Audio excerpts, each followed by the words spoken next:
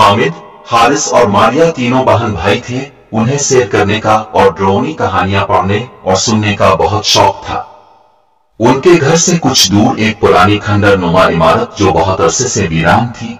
एक दिन उन्होंने फैसला किया कि तीनों सैर के बहाने बाहर जाएंगे और एक रात खंडर में गुजार कर वापस आ जाएंगे।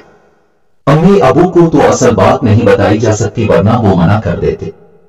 आखिर मुकर्ररा रात भैंस और वो घर से निकल गए। वो खंडर कहानियों के खंडरात से ज्यादा खौफनाक था। आज वहां रोशनी भी हो रही थी। हिम्मत करके तीनों एक साथ अंदर दाखिल हुए। अंदर हर चीज गर्द और मिट्टी से एक पड़ी थी। ऊंची ऊंची दीवारों पर मकरूहे के जाले बने हुए थे और छत पर एक अजीब सी चमक थी। ये सब कुछ देखकर वो मजीद खौफजदा हो गए। उन्होंने सामने देखा तो 5 कमरे थे और उन सब के दरवाजे बंद थे। हारिस एक कमरे की तरफ बढ़ा और दरवाजे को धकेला तो वो एक हल्की सी चरमराहट के साथ खेलने लगा। इसी लम्हे एक बड़ा सा परिंदा उसके सर के ऊपर से अलिफाता हुआ बाहर निकल गया। हारिस चीख कर पीछे हटा और उसने ऊपर देखा। पूरी छत पर चमगादड़ें लटकी हुई थी। इनकी आंखें ही थीं जो अंधेरे में चमक रही थीं।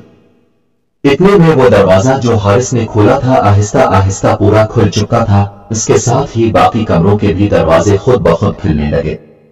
वो तीनों बाहर निकलने के लिए मुड़े तो देखा कि बड़ा दरवाजा इंतहाई खामोशी के साथ बंद हो चुका था।